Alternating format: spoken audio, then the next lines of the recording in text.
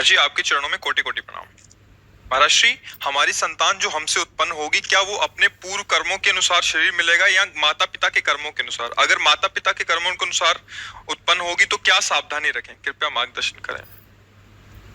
वो तो आएगा अपने ही कर्मों से, पर उसमें दुख और सुख का अनुभव तुम्हारे कर्म उसमें सम्मिलित होंगे। अगर आपने पूर्व में जो जीव पुत्र रूप में आ रहा है उसके साथ अभद्र कर्म किए हैं तो आकर के जीवन भर आपको जलाएगा, आपको दुख देगा। और आपने भद्र माने मंगलमय कर्म किए हैं तो जीव पुत्र बन के आएगा, तुम्हें सुख प्रदान करेगा। अब यदि समय भजन कर लो भगवान का तो तुम उसके भी भाग्य को बदल सकते हो और अपने भी भाग्य को बदल सकते हो।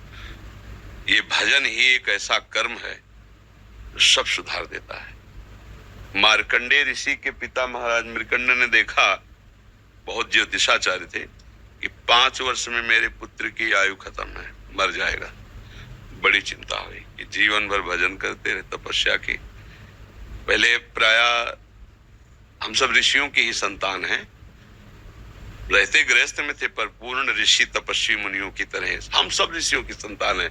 जब गोत्र पूछा जाए तो देखो नहीं बोलते भरद्वाज गोत्र, याज्ञवल्क्य, हम सब ऋषियों की संतानें हैं।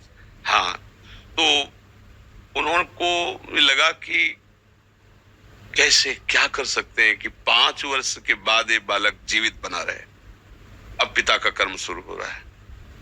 पूर्व संयोग इतने ही वर्ष का था, अब उनका नया कर्म काम कर रहा है। उन्होंने विचार किया भगवान के भक्तों संतों में विशेष सामर्थ्य है। यदि संतों को साष्टांग दंडवत करे और संतों का आशीर्वाद मिले तो मैं इसे मृत्यु से भी बचा सकता हूं। उनको पता था, उनकी श्रद्धा थी, उनकी भावना थी। तो प्रायः पवित्र नदियों के किनारे ही ऋषियों के आश्रम होते थे, तो गंगा जी के समीप ही तो घाट में खड़ा कर देते। जो भी संत दिखाई देते, वैष्णव तिलक या शैव तिलक, वो सबको आदेश कर, छोटा सा बालक 2 वर्ष 3, साष्टांग प्रणाम करो, साष्टांग प्रणाम करो। उनकी सेवा यही थी, प्रसाद पाओ और जाग घाट में खड़े हो, जो भी संत दिखाई दे साष्टांग प्रणाम करो। एक दिन प्रच्छन्न वेश से गुप्त रूप से सनक सनंदन सनातन सनत कुमार भी, अब आपको क्या पता कौन महात्मा किस कोटि का किस वेश में तुम्हारे पास बैठा है, या तुम्हारे संग वार्तालाप कर रहा है, या तुम्हें कभी मिल सकता है, हमारी दृष्टि नहीं है ना। और वो दिव्य महापुरुष थे और वो देखा करते थे। जो साष्टांग प्रणाम किया तो चारों संत वेश में थे, उनका चिरंजीवी भाव, बस वो आ गए। महाराज मेरी दृष्टि अचूक है, आप सनक सनंदन सनातन सनत कुमार चारों ब्रह्म कुमार है ना, प्रच्छन्न वेश से आप घूम रहे हैं, ये तो अभागी है, 5 वर्ष में इसकी मृत्यु हो जाएगी। और आप कह रहे हैं चिरंजीवी भव, तो आपके वचन मिथ्या या इसका भाग्य मिथ्या? इसी बात में बैठे थे कि कोई ना कोई महापुरुष जब फंसेगा तो ये भाग्य को मिटा सकता है, साधारण थोड़ी मिटा पाता है, महापुरुष ही मिटा पाता है, उसमें सामर्थ्य होती है।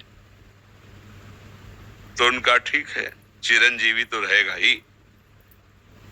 तुम्हारी ज्योतिष से तुमको पता है किस मिनट में किस सेकंड में मृत्यु होगी। उस दिन प्रातः से लेकर के और मृत्यु समय तक भगवान शिव के मंदिर में शिव का आलिंगन करके इसे बैठा देना, बस फिर और हम देख लेंगे। ऐसा ही किया। चारों ब्रह्म कुमार दरवाजे पे खड़े हो गए। तो ऐसे पुरुषों के पास यमदूत नहीं आते, साक्षात धर्मराज आते हैं। धर्मराज ने देखा सनक सनंदन सनातन सनत कुमार, तो उनका इस जीव का समय हो रहा है, आप आदेश करें तो मैं इसे ले जाऊं। बोले मैंने तो चिरंजीवी भव कहा है।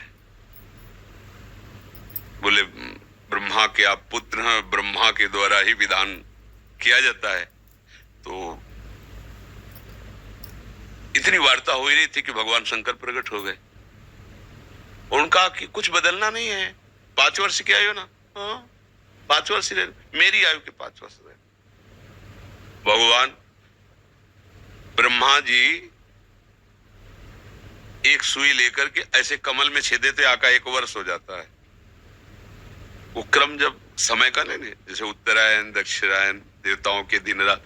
ब्रह्मा जी का दिव्य 100 वर्ष का जो आयु का भी विवरण है ना, उसको जब पढ़ो तो होश खराब हो जाएगी। एक दिन में 74 मनु बदल जाते हैं, इंद्र बदल जाते हैं एक दिन में। और भगवान का समय, वो जो ब्रह्मा जी का समय, निमेष, पलक झपकना, इतने ब्रह्मा की पूरी आयु हो गई। 5 वर्ष उनके, आज तक मार्कंडेय जी जीवित है, उनको चिरंजीवी ऋषि कहा गया है मार्कंडेय जी का। अगर पिता भगवान का भजन करे तो अपने भाग्य और पुत्र के भी भाग्य को बदल कर जैसा चाहे वैसा कर सकता है। भावी मेट सके त्रिपुरारी। अगर भजन बल है तो फिर आनंद ही आनंद है, नहीं तो दोनों के कर्म संयोग से ही संयोग बनता है। तो मान लो पुत्र रूप में आ रहा है, अभी हमारा आपका पूर्व जन्म का कोई संयोग तो आपको देखते ही चिढ़ पैदा हो जाएगी। आप ऐसे वचन बोलेंगे कि मेरा हृदय जलने लगे, ये आदमी क्यों आया हमारे सामने। वो हमारा कर्म है जो आपको भी जला रहा है, मेरे को भी जला रहा है, दोनों में द्वेष पैदा कर रहा है। और अगर अच्छा देखते ही ऐसा लगा कि मानो हमने बहुत समय से अपने प्रियजन को बाद में देख, ऐसा लगता है ये तो हमारे बहुत प्रिय, और देखकर आनंद है, आप जाओगे खुशी हुई, हमारे खुशी हुई, क्या हुआ। कर्म ही सबको दुख सुख देता है और कुछ नहीं। अगर कर्म को कोई मिटा सकता है तो भगवान का भजन मिटा सकता है दूसरा नहीं। खूब प्रभु का आश्रय लेकर के उनकी लीला गायन करो, नाम जप करो, सब ठीक हो जाएगा। और गर्भस्थ शिशु को भगवत चर्चा सुनानी चाहिए, उससे प्रभाव पड़ता है।